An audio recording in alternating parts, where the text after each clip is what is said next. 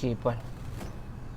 Baik. Assalamualaikum, selamat pagi tuan-tuan dan puan-puan. Pada pagi ini kita sekali lagi bersama-sama dengan Tuan Aiman Ismail. Aiman Ismail, konsultan copywriting di ABS Digital. Selamat datang tuan. Terima kasih puan. Semalam banyak dapat star. Alhamdulillah, tak sangka pula. Ya.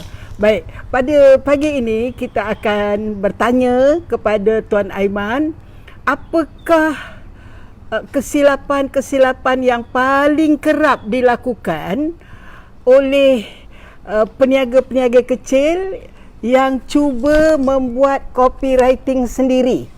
Jadi tuan-tuan dan puan-puan ambil nota supaya tuan-tuan dan puan-puan tidak melakukan kesilapan-kesilapan ini walaupun kita buat sendiri copywriting itu.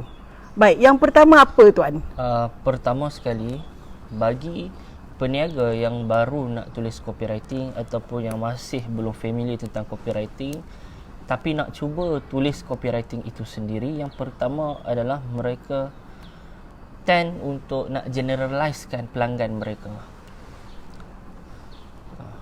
Maksud nak generalize pelanggan tu apa tuan? Maksudnya mereka nak cuba jual kepada semua orang.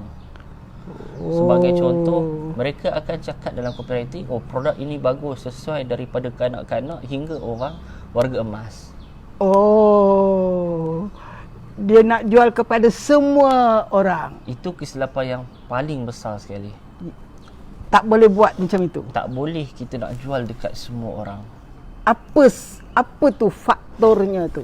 Faktornya, saya selalu menggunakan perumpamaan seperti copywriting ini ibarat anak panah. Okey. Jadi, bolehkah dengan satu anak panah boleh tembak sehingga 10 sasaran serentak? Ya. Kiranya memang tidak akan boleh. Kerana satu anak panah hanya boleh tembak satu sasaran. Jadi sama juga dengan copywriting kita. Satu copywriting itu kita kena sasarkan kepada satu target market. Jadi kita boleh pilih.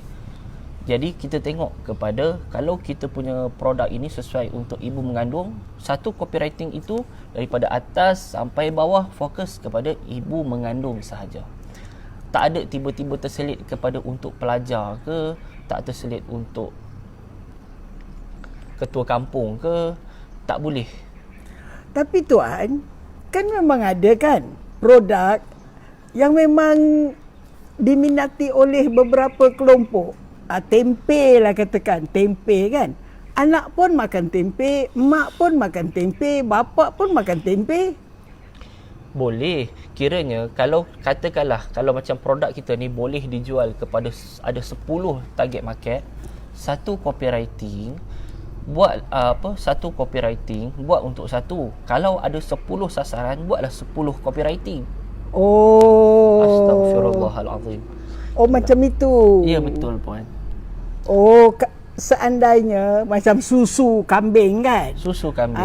Susu kambing, ayah pun boleh minum. Betul. Mak pun boleh minum. Betul. Anak-anak pun boleh minum. Betul.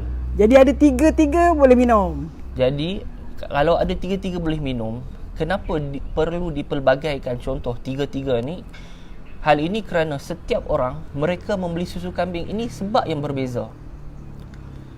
Yang pertama, mungkin anak-anak ni susu kambing ini boleh berikan tenaga waktu kelas. Jadi copywritingnya berbeza. Kalau kata ibu ni lebih bertenaga untuk kerja di rumah. Jadi kalau macam ayah ni pun mungkin sama juga, tapi dia nak buat kerja, nak pergi kerja ataupun dia nak pergi outstation ke. Jadi bila ada susu kambing ni boleh dia lebih ada tenaga sikit lah. Oh, jadi tuan-tuan dan puan-puan, apabila produk kita boleh dibeli, boleh dikonsum, boleh digunakan oleh beberapa sektor, katakanlah 3 sektor. Betul. Kena buat 3 copywriting. Betul. Oh. Seperti contoh tadi kan, sebab pembelian untuk ketiga-tiga target market ni adalah berbeza. Jadi apabila kita nak generalizekan dan kita nak jual kepada semua pelanggan, memang semua orang akan tengok iklan kita, tetapi apabila mereka tengok sebab yang kita berikan tak kena dengan mereka, mereka tak beli. Ya. Oh. Tambah-tambah pula sekarang, kenapa kita tidak boleh generalize? Hal ini disebabkan terlampau banyak iklan di pasaran. Kita perlu lebih spesifik supaya customer tahu iklan ini dibuat untuk dia. At least dia mungkin akan cakap, oh iklan ini macam aku.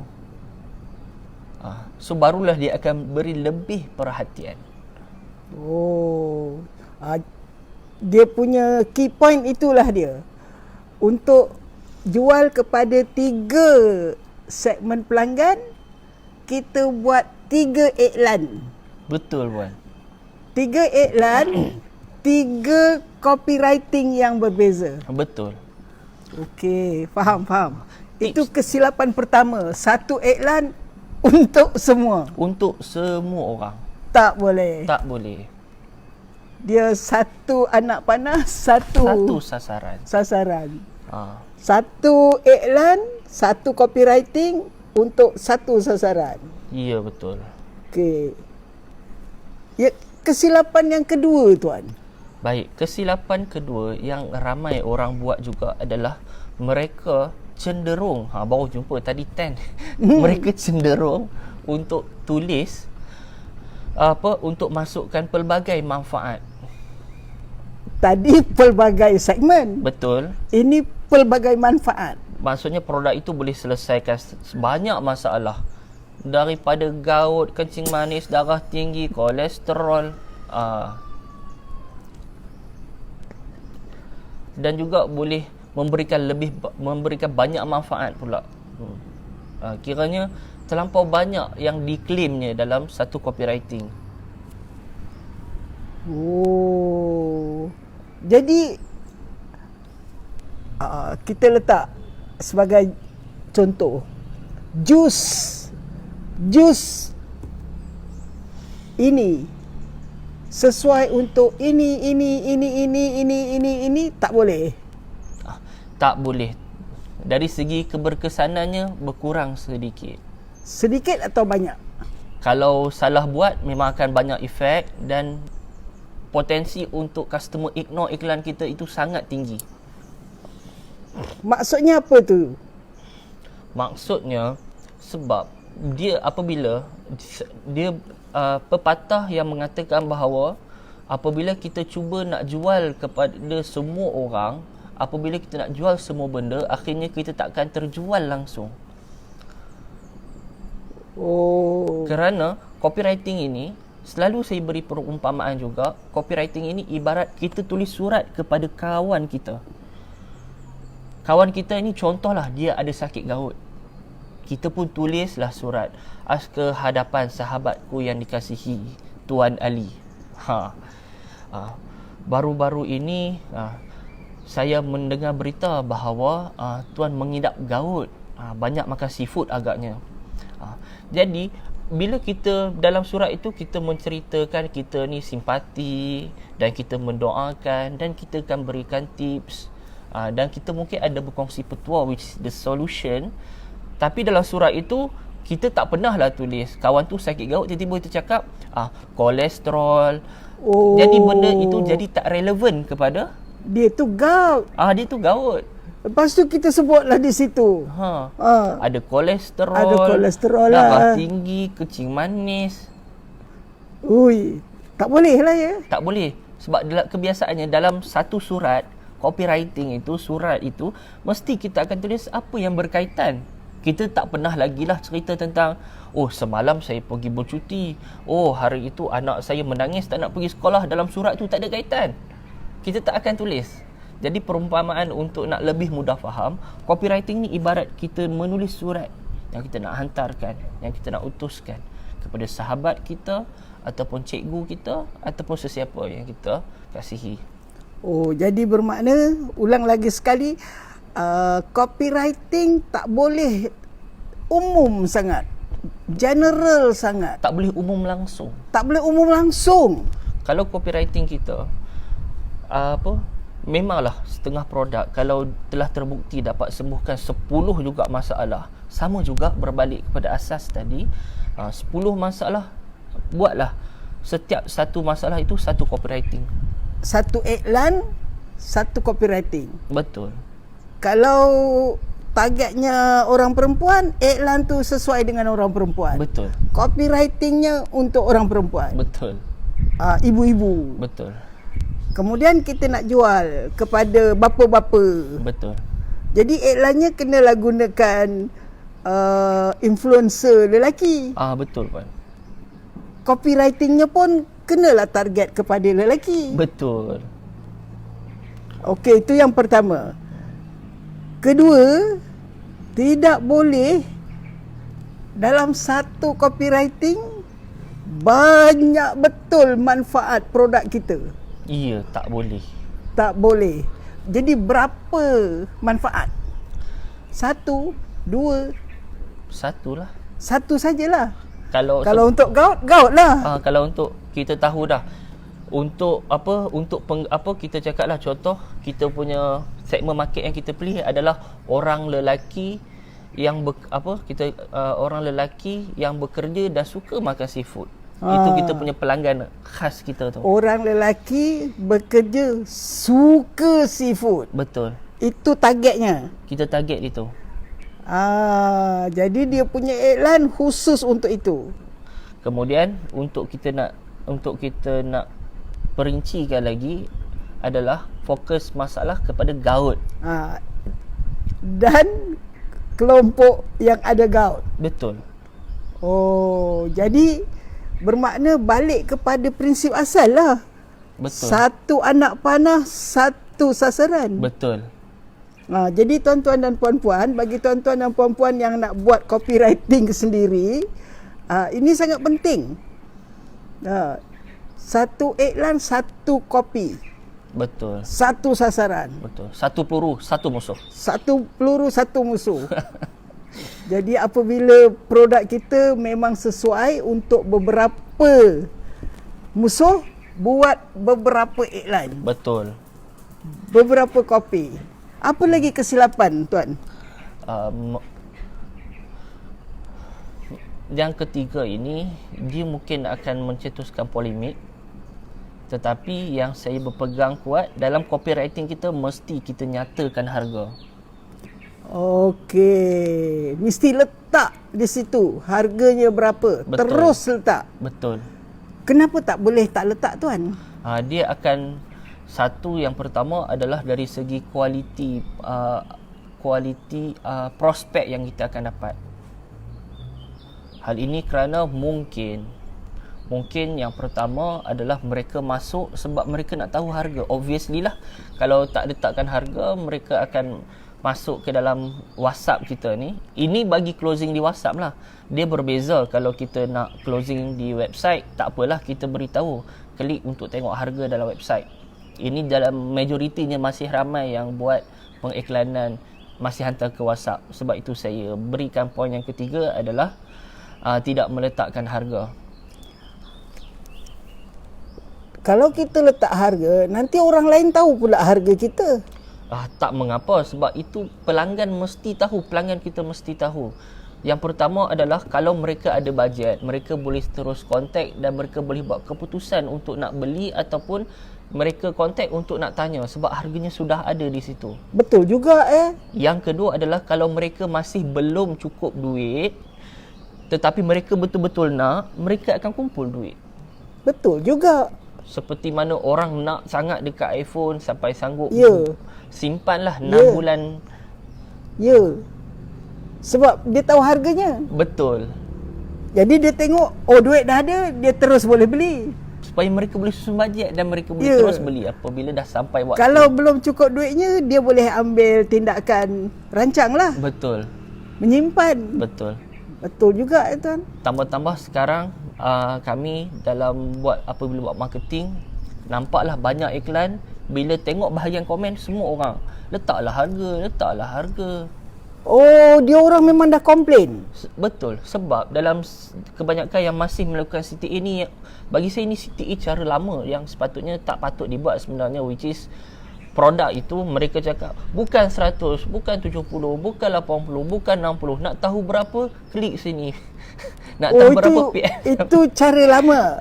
Cara lama yang tak sepatutnya dibuat lah sebenarnya. Sebab walaupun Betul juga, kalau saya baca pun saya menyampah. betul, Macam kita ni orang bodoh. betul. Macam kita ni tak ada duit. Mereka, bagi saya dia lebih kepada kalau macam saya pun menyampah juga. Ya. Dan kita akan terus ignore iklan yang tak ada harga. Kita tak nak lah deal lah dengan Betul. penjual macam ini. Tambah pada zaman sekarang semua orang nak cepat, semua orang nak maklumat dengan pantas. Ada banyak benda lain lah kita nak fikir. Dia scroll lagi, iklan lain dah. Dia ada banyak benda yang mengganggu dia. Jadi kalau betul-betul dia dah minat, dia nak tahu harga dia. Betul juga. Kalau saya tengok iklan iPhone pun macam tu. Saya nak tahu harganya kan, berapa ribu. Betul. Kalau saya tengok Samsung pun macam itu juga. Sebab manusia ni, saya cerita, headline, apabila mereka dah tengok saja tajuk iklan kita, the next thing yang diorang scroll adalah nak tengok harga. Dia tengok headline dia dah okey. Dia terus nak tengok harga sebab dia nak scan Betul. Bayangkan Ha. macam kita pun bila kita pergi pasar malam, kita nampak terus dia tanya harga berapa. Ya, kita nak scan harga. Malah dikuat-kuasakan wajib letak tanda harga. Ya. So kalau macam beli di online pun sama juga. Bila dah tengok barang kita berkenan, macam kita tengok, uish, lawa. Kita jarang lah nak tengok lah ciri-cirinya dulu. Sebab kita nak tengok bajet aku kena tak kena, baru kita akan baca lanjut. Oh, betul juga. Ya. Yeah. Kita tengok dah berkenan, kita terus scan harga. Kalau kita tengok harganya tu mampu, baru kita tengok detailnya. Iya. Baru kita nanti bandingkan dengan telefon lain, Iya. beg tangan lain. Betul. Okey. Jadi itu kesilapan tak letak harga. Iya, betul puan. CTA yang menyakitkan hati. Sakit hati, menyampah. CTA tu menyebabkan lagi kita tak ada take action. Betul puan. Okey, Contohnya. yang apa lagi tuan? Kesilapan yang lazim lah yang nubis-nubis ni buat. Nobis buat ni, yang pertama adalah ini kita masuk sedikit dari etika dalam copywriting. Etika. Baik. Yang pertama adalah kebanyakannya buat mereka cuba nak menakutkan customer dengan cakap untuk 10 orang sahaja. Oh. Offer ini untuk 10 orang sahaja. Offer ini dalam masa 5 minit saja. Pun boleh. Mengapa itu tak bagus tuan? Benda itu tidak bagus kerana sekarang gimmick-gimmick itu sudah tak laku. Lah, betul lah. Dulu, dah tak laku dah. Dulu mungkin jadi, sekarang mungkin jadi, tapi tak mungkin sebanyak dulu. Sebab orang tahu itu hanya gimmick. Dan apabila pelanggan nampak kita buat macam itu, credibility kita boleh jatuh. Tak percayalah orang. Ya ke, tinggal lagi 8. Ini semua ni budak-budak baru belajar meniaga ni, produk tak bagus ni. Kita punya persepsi macam itu. Betul. Padahal mungkin tidak. Mungkin memang produknya bagus walaupun dia orang muda. Betul. Sebab orang muda ni dia ada kelebihan dia. Betul. Jadi tetapi disebabkan dia guna gimmick-gimmick yang macam itu. Betul. Gimmick-gimmick yang dah basi. satu gimmick yang dah basi, yang kedua kalau gimmick itu adalah penipuan. Bukan sahaja tak beretika, memang salah di sisi undang-undang dan juga syariah lah. Iyalah, betul. Sebab dia menipu. Betul. Dia kata 5 minit. Betul-betul.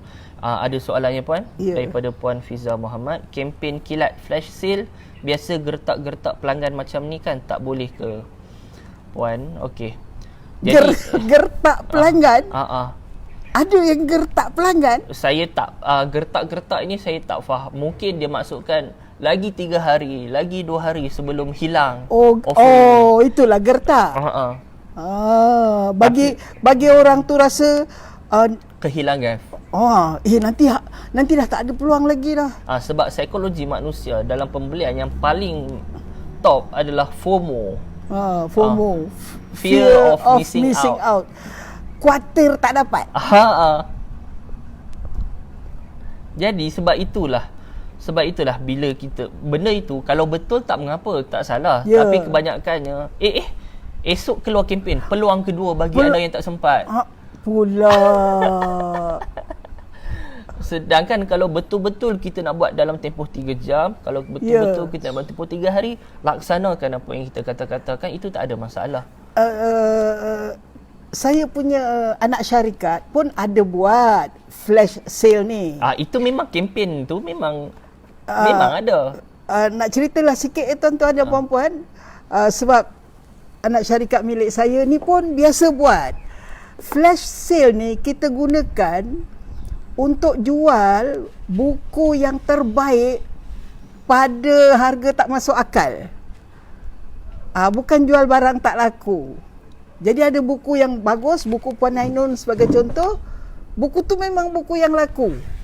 Memang buku terbaik, bukan buku tak laku. Harga RM38, tapi flash sale malam ini dalam masa 10 minit ni, siapa yang dapat beli 5 naskah tu dijual pada harga RM10 saja. Memang tak masuk akal, memang rugi. Betul. Tapi ada tujuan lain lah sebenarnya. Untuk dapat data. Yang penting database. Database. Pembeli buku akan keep repeat order. Jadi kita, dan memang kita tak tipu. Betul. Dalam masa 30 minit tu saja flash sale. Betul. Barangnya barang yang bagus. Kita tak tipu. Sebagai contoh, macam ini saya kenal Puan Fiza Muhammad, dia jual barang-barang dapur. So mungkin saya nampak cara yang Puan beritahu sesuai. Maksudnya beri barang yang terbaik dengan harga yang tak masuk akal, yang tak tertentu, masuk akal. hanya tujuan untuk capture database. Dan pada masa akan datang boleh susun kempen untuk pembelian berulang. Itu saya punya CEO lah. Memang dia buat untuk dapat database. Macam Puan Syida Abdul pun dia komen, now customer dah bijak sis, saya as buyer pun malas nak layan promosi macam tu. Maksudnya memang majoritinya takkan nak terkena dengan gimmick. Yang ini pengalaman kita jugalah tuan-tuan. Apabila produk yang kita jual flash sale ni memang produk yang orang dak, betul, baru dapat database. Betul. Baru orang memang tunggu pukul 10 malam ni. Sanggup tunggu. Lepas tarawih terus buka laptop. Sebab barang tu memang barang berkualiti dan harganya tak masuk akal. Ada yang pernah dibuat jualan RM1. Buku-buku dijual dengan harga RM1. Pernah. Dan buku yang bagus, yang laku, yang banyak orang dak. Tapi sebenarnya itu cost marketing untuk dapatkan database lah tuan-tuan dan puan-puan. Betul. Itu saya beri tip lah bagaimana pegawai-pegawai saya buat kerja untuk dapatkan database. Jadi yang dapat tu memang dia beruntung betul lah. Betul. Shipping pun bagi free lagi. Betul-betul RM1. Betul-betul RM1. Itu yang dia tunggu pukul 10 malam ni. Apa lagi tuan? Kesilapan yang selalu dibuat ni, gertak-gertak orang, takut-takutkan orang. Ini semua dah tak jalan dah. Baik. Yang seterusnya adalah, ini masih dalam yang etika punya point. Yang pertama tadi kita penipuan, menakut-nakutkan, gertak-gertak. Tadi itu memainkan emosi yang negatif. Yang kedua pula adalah kita menghypekan sesuatu. Apa tu maksudnya tuan? Kebanyakan kesilapan copywriter, bagi saya tak tahu nak sebut ini sebagai kesilapan ataupun tidak, kerana perkara ini banyak diajar, iaitu kita terangkan saja apa manfaatnya dan apa risikonya? Betul. Kiranya yang pertama sekali dari segi had itu mereka mengatakan kurus seawal 7 hari. Ataupun hilangkan berat badan 5 kilo dalam 30 hari. Tak payah exercise, Tanpa perlu bersusah payah. tanpa diet. Itu hype. Itu hype. Bermaksud hype ni macam membesar-besarkan. Membesar-besarkan sesuatu. Yang kedua adalah mereka, senang kata, mereka memberi jaminan lah. Dia more on, mereka ialah naikkan jualan 300% dalam tempoh 90 hari. Siapa boleh bagi jaminan? Itu semua rezeki Allah punya kerja. Kan? Betul Puan. Naikkan jualan Betul. 5 angka. Betul. Itu 5 angka tu rezeki. Betul. Kita takkan dapat jamin rezeki. Betul. Rezeki bukan kerja manusia. Betul Puan. Sebab Jadi dia tak bagus tuan hype-hype ni. dia mungkin akan dapat tarik perhatian customer, tetapi keburukannya adalah dia akan menarik customer yang berpegang kepada janji mereka. Sebagai contoh, katanya boleh kurus dalam tempoh 30 hari. Ini saya dah beli Saya dah belilah. saya dah beli 3 kotak 3 bulan ni. Kenapa tak kurus lagi? Habis dia sebut nanti dalam dia punya Dia akan tulis review yang buruk. yang buruk. Ya betul. Dia tunjuk lagi nanti dalam TikToknya. Betul. Ni bohong. Allah, itu kalau dibuatnya mati. Jadi sangat berisiko. Sangat berisiko. Sangat berisiko hype-hype ni. Kerana kita memberi janji kita kepada mereka. Ya. Dan kebanyakan seller akhirnya akan berlepas tangan dengan cakap, oh mungkin tak serasi. Oh, janji palsu lah. Ya. Jadi jangan buat hype-hype. So, Kalau kita tak buat hype, apa kita nak tulis tuan? Kita Dalam copywriting kita ni. seperti yang kita nak tulis, kita ceritakanlah dia punya proses. Kita boleh ceritakan. Kalau betul produk kita tu boleh bagi menurunkan berat badan, kita kena cerita the how to. Sebagai contoh, apa bahan dalam produk kita ni yang kata boleh bantu kuruskan berat badan? Dan Apa yang ada dalam tu? betul. Nanti orang lain ikut pula kita punya resipi. Tak mengapa. Ikut. Tuan kata tak mengapa. Mana boleh? Tak apalah kalau mereka Nanti pesaing kita pula sebab dapat resipi kita. benda itu di luar kawalan. Yang paling penting kita buat ini, kita tahu kita buat ni adalah yang dah okey, yang betul, yang mengikut guideline yang ditetapkan oleh, kita cakap, Akta Pengiklanan. Bahkan benda ini juga align dengan hukum jual beli. Maksudnya pelanggan tahu apa, cukup maklumat, kita tak menipu, customer tak dimanipulasi. Jadi pembelian itu akan jadi lebih orang kata diredoi ya Puan. Ya. Dia kalau dari segi agama dia sah lah. Ya, sah. Dia sah lah, halal.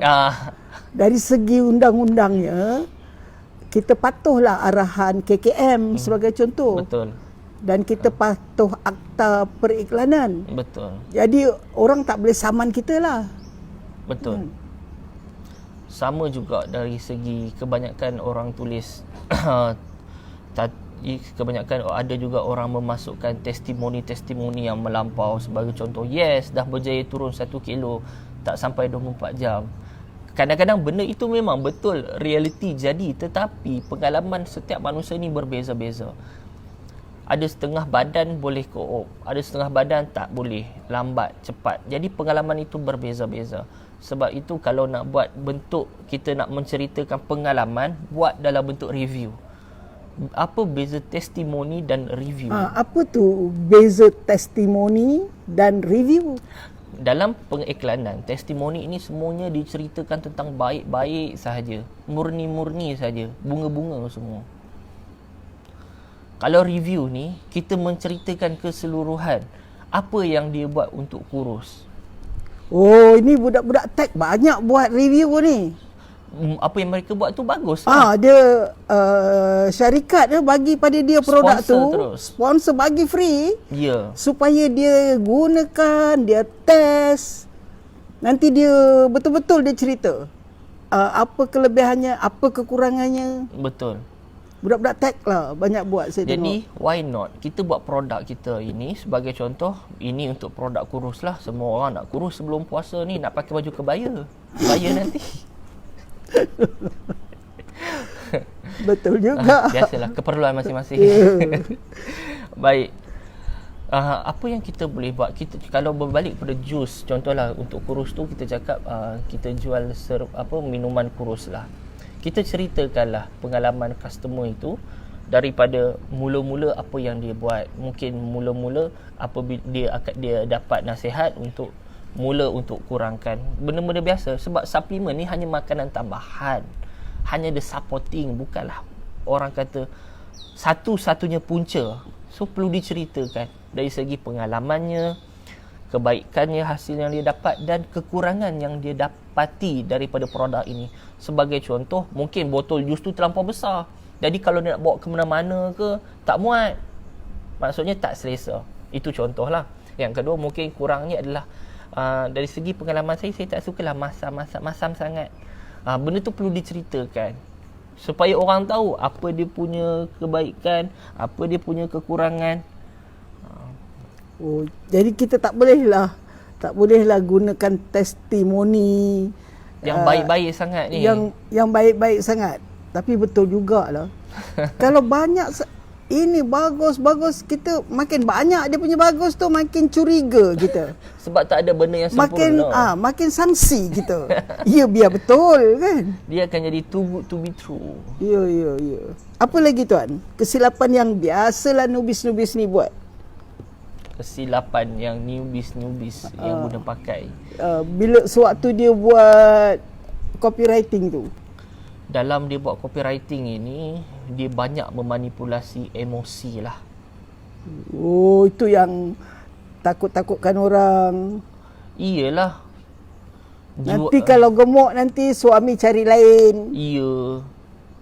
Tak naik pangkat. Padahal apa kaitan berat badan dengan Naik pangkat pun tak tahulah. Tapi biasalah dia takut-takutkan. Kawan-kawan poli, kawan-kawan itu, inilah semua mak mertua sindir lah, tak beranak-anak lagi. Tak mengandung-ngandung lagi. Sebab gemuk. Macam-macam lah. Kiranya benda-benda yang menakutkan ini. Tapi kalau dengan menakut-nakutkan orang, sale memang naik, apa salahnya? Dia naik dengan cara yang sangat susah. Apa tu maksudnya? Sebab sekiranya bagi kami pengiklanan di Facebook dia mementingkan positivity di dalam laman sosialnya. Jadi apabila ada perkataan-perkataan negatif, biasanya iklan itu akan terus tidak diluluskan. Oh, mungkin mula-mula dia akan keluar. Algo Facebook tu macam itu. Dia akan tengok. Sebab itulah kalau dalam gambar tu, contohlah kalau letak gambar perut bonyot apa semua tuan, tak lulus. Ya, body shaming dia kata. Yes. Dia menjatuhkan maruah orang. Ya, betul puan. Oh. Jadi perkataan, gambar-gambar yang negatif ni. Ya. Jadi, Facebook pun tak suka. Betul. Sebab itulah kalau nak juga mereka akan buatlah akaun baru. Lulus kejap, lepas tu tak lulus, ulang balik. Sebab itu saya cakap sale mungkin boleh naik sebab manusia dia memang takut kehilangan sesuatu itu. Yelah, suami handsome, banyak duit kan. Nanti kalau suami ada affair, takut kan. Betul. Macam-macam. Dan benda itu memang tidak disangkal. Memang elemen kalau menakut-nakutkan ni memang akan jadi. Tetapi dia tidak abide dengan regulation Facebook, dan yang kedua pun dia melanggar dari segi kepatuhan syariah itu sendiri. Dia ni dari segi syariah ni, dua-dua mesti redha. Betul. Dua-dua mesti happy. Betul. Yang menjual pun happy, yang membeli pun happy. Betul. Bila yang menjual happy, yang membeli takut-takut, membeli dengan takut. Sebab kita yang mencetuskan kerisauan dan ketakutan itu ya, tersebut. Bila dia dah tahu, dia menyesal. Itu biasalah. Itu tanda-tandanya lah. Dia tak reda tu. Beli-beli alahai. Nyesal beli. Sekiranya perkara itu disebabkan oleh iklan kita. Kalau memang jenis macam saya ni, ada juga macam saya ni suka juga shopping-shopping ni. Lepas tu menyesal, itu salah saya lah. Ya, tapi tidak ada penipuan. Tak ada. Yang tuan pergi beli benda bodoh tu pasal apa? Tak perlukan iPod, beli iPod. Alamak, kan? Kan?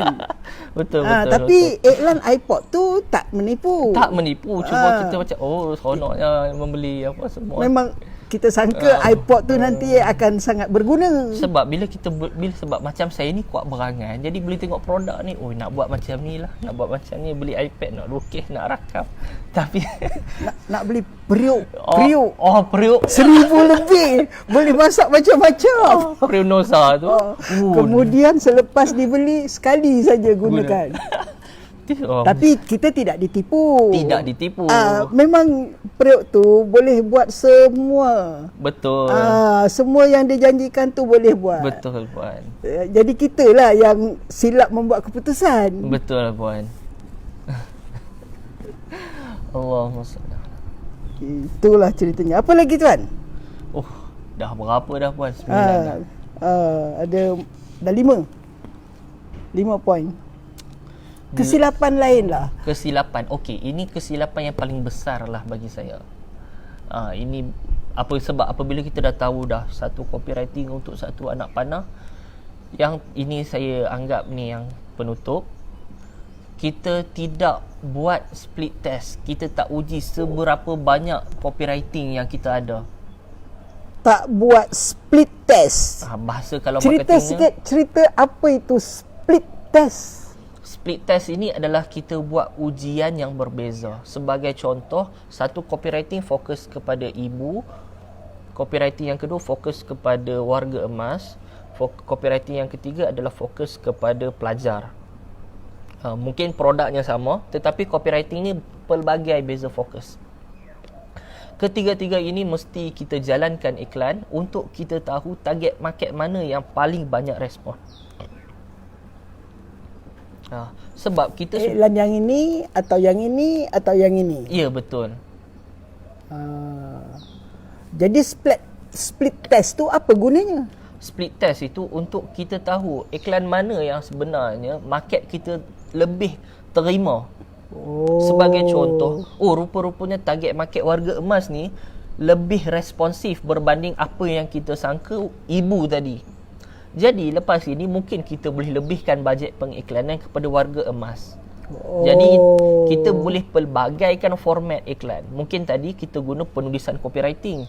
Jadi dengan menggunakan copywriting tadi, kita boleh convert menjadi infografik, gambar-gambar. Boleh tukar kepada skrip untuk kita sampaikan dalam bentuk video pula. Ya. Sebab consumption untuk setengah orang suka video, suka membaca. Dia berbeza-beza. So sangat penting untuk kita teruskan. Jangan berhenti buat copywriting, jangan berhenti daripada buat percubaan. Teruskan. Apa maksud nasihat tuan ni? Jangan berhenti buat copywriting tu apa maksudnya? Kalau boleh, biasakan diri. Satu hari untuk usahawan baru, buat satu hari buat untuk satu copywriting, jalankan iklan. Esok buat satu copywriting, jalankan iklan. Itu maksudnya. Sebab tak boleh berhenti kerana banyak kerja lah. Satu hari satu copywriting, satu iklan. Banyak kerja. Biasalah, itulah hakikatnya menjadi seorang usahawan yang mencari rezeki yang halal. Macam itu. Kenapa kita tak boleh satu copywriting tu kita gunakan sepanjang tahun? Okey, yang pertama, iklan kita ini mempunyai jangka hayat. Dia punya lifespan dia tu kadang-kadang mungkin kita nampak copywriting ini perform awal-awal, dan apabila kita lihat pada graf, lepas 3 tahun pula, lepas 3 hari ataupun 3 minggu, kita nampak ada penurunan Apa yang turun? sale. Ataupun kalau kita ukur dari sale, kalau kita ukur dari segi prospek yang masuk dalam WhatsApp, kita nampak dia dah berkurang. Leads lah, leads. Leads. Oh, jadi apabila kita tengok leads macam turun saja, ganti iklan. Sebab itulah kita kena buat iklan baru tu, first iklan hari. Sebab itu kena buat satu supaya peluru pertama dah turun, rupanya peluru kedua dah naik. Peluru turun. Banyak kerja tuan. Sebab tambah-tambah sekarang ini, kalau produk kita itu dalam lautan merah, banyak pesaing, memang kena buat banyak iklan. Yelah, susu kambing punya banyaklah susu Betul. kambing. Ui, itu hari kurma lagi banyak. Lagilah banyak. Apa perbezaan kita dengan orang lain? Ui, Takkan presentation nak sama. saya punya pegawai-pegawai pun jual kurma juga tuan. Tapi, Season kan? Tapi Season. saya tengok laku kurma-kurma yang dijual. Diorang tu pandai-pandai. Betul lah. Orang pandai, reti menjual lagi. Mereka Senang pandai-pandai. Saya je bodoh ni tanya balik. Jadi tuan, bermakna kan untuk mencipta copywriting ni pun dah pening kepala kan? Dah susah kan? Ni nak kena buat banyak lagi ni. Tiap-tiap hari nak buat satu copywriting sebab nak ditest lah. Betul. Itu baru test copywritingnya. Betul. Belum lagi test grafiknya, test influencernya, Betul. test videonya. Betul. Ui. Tapi semua itu bermula daripada copywriting. Sebab dalam copywriting yang penting tu adalah which target market yang respon paling banyak, apa point yang buatkan mereka nak contact kita ataupun beli itu paling banyak, barulah kita convert ke influencer ke, dari kita convert kepada video ke, kepada grafik ke. Kalau tak, faham. sebab itu copywriting ni dia sangat penting untuk kita tentukan. Kalau tidak, Jangan fikir influencer lagi. belum lagi. Jangan fikir video lagi. Belum. Test copywritingnya dulu. Untuk kita tahu which touch point yang market kita respon tinggi. Dah tahu yang butang tu jalan, Ya. baru kita fikirkan nak gunakan influencer ustazah mana, Ya. ustaz mana. Sebab apabila dah ada ramai yang respon, kebaikannya adalah kita boleh buat survey. Sebagai contoh, kita letak 5 senarai ustazah yang mereka suka. Ya, yang popular ni lah. Ya. Ustaz-ustaz piu-piu yang Betul. popular ni kan. Kalau tidak, habislah 2,000, 3,000 untuk video yang belum tentu customer ataupun target market kita akan accept. Jadi tuan-tuan dan puan-puan, nubis-nubis yang baru mula nak buat copywriting yang efektif ni, dia bermula dengan copywriting dulu.